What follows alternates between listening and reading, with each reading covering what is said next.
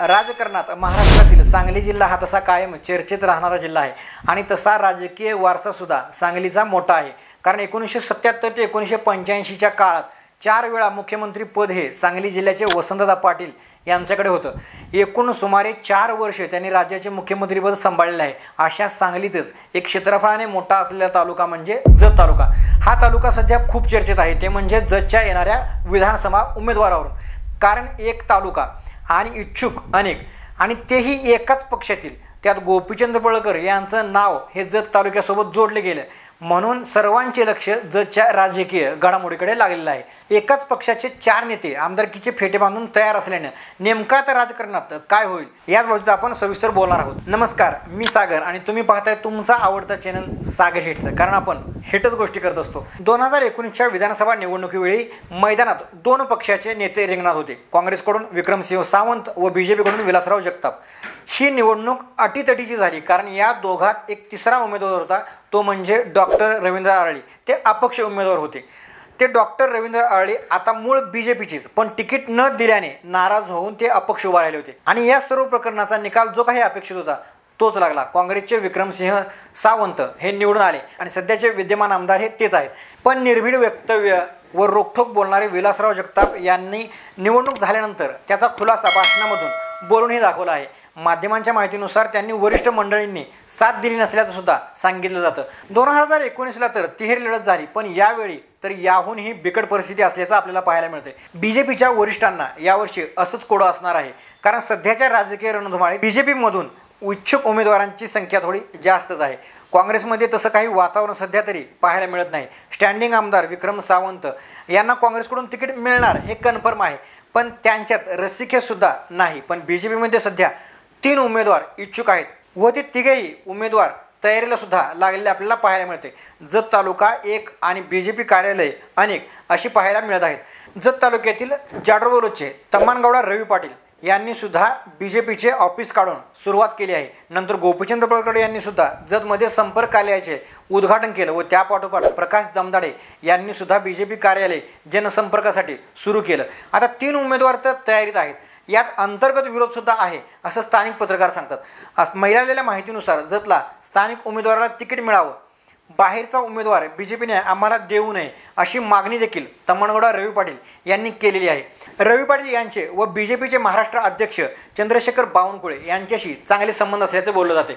तर गोपीचंद पळकर यांचे आणि देवेंद्र फडणवीस यांच्यातील जवळीक आहे, त्यामुळे या शर्यतीत बीजेपी हायकमांड काय निर्णय घेईल यावर पुढील राजकारण अवलंबून असणार आहे।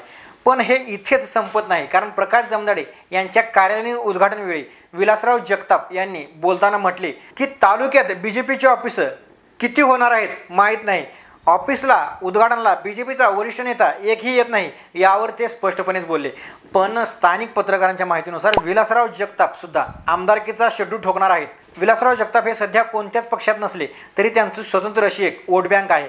त्यांनी लोकसभेला बीजेपीला रामराम ठोकून अपक्ष उमेदवार विलासदादा पाटील यांचं समर्थन केलं होतं। त्यांची ताकद ही तालुक्यात भरपूर आहे। आता बीजेपीचे 3 ऑफिस आणि 3 उमेदवार सध्या तरी तयारी करत आहेत, अजूनही 2 वाढणार आहेत, त्यांची नावे मी तुम्हाला पुढे सांगतोच। पण इतके इच्छुक उमेदवारामुळे व त्यांचे समर्थन करणाऱ्या बीजेपीतील वरिष्ठ नेत्यांमुळे आता हे समजायला मार्ग नाही की बीजेपीतील वरिष्ठ नेते गोंधळात आहेत की उमेदवार गोंधळात आहेत, हे आता येणारा काळच ठरवेल। आता या सर्व घडामोडी अजून एक नाव राहिलं, ते म्हणजे डॉक्टर रवींद्र आरळी यांचं, कारण 2019च्या वेळी त्यांनी 28,000 मतं मिळवली होती। डॉक्टर रवींद्र आरळी यांचे आणि संघाचे जवळचे संबंध आहेत असंही बोललं जातं, त्यामुळे ते मागील वेळी आपसूक उठून अपक्ष असे उभे राहिले होते। तसेच यावेळीही अचानक त्यांनी रणांगणात उतरून सर्वांना हैराण करतील की काय हे माहीत नाही। मागील वेळी डॉक्टर रवींद्र आरळी अपक्ष उभे राहिले, त्यामुळे बीजेपीला तोटा झाला असेही बोललं जातं। पण यावेळी ते उभा राहतील की नाही यावर सध्या काही चर्चा नाहीत। यात आणखी एक दिग्गज नाव ॲड होतं, ते म्हणजे अमोल ढपळे यांचं। जयंतरावांचे स्वकीय सहाय्यक असणारे अमोल ढपळे हे सुद्धा विधानसभा निवडणूक लढणार आहेत असं सांगितलं जातं। या सर्वांनीच आपल्या परीने प्रचार मेळावे, पदयात्रा, संवाद यात्रा काढण्यास सुरुवात केली आहे। जत तालुक्याची स्थिती लक्षात घेता जत तालुक्यात बहुजन समाज जास्त असल्याने व जत तालुका दुष्काळी भाग असल्याने पाणी समस्यावर भरपूर राजकारण चालू असतं। सध्याचे विद्यमान आमदार विक्रमसिंह सावंत यांनी पाण्याचा मुद्दा विधानसभेत गाजवला होता आणि पाणी प्रश्न आम्ही मार्गी लावू त्यासाठी आम्ही प्रयत्न केलेत अशाही चर्चा तालुक्यातून होत आहेत।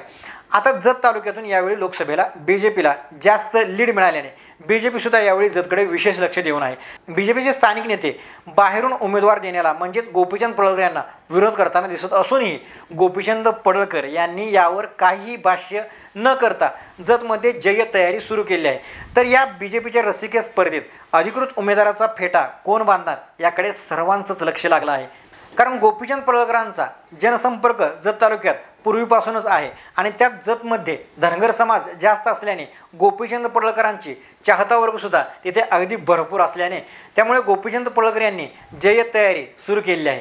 तर येणाऱ्या काळात जातीवादावरती मतदान होईल की कामावरती मतदान होईल की स्थानिक नेतेच पाहिजेत यावरती मतदान होईल हे आता येणारा काळच सांगेल.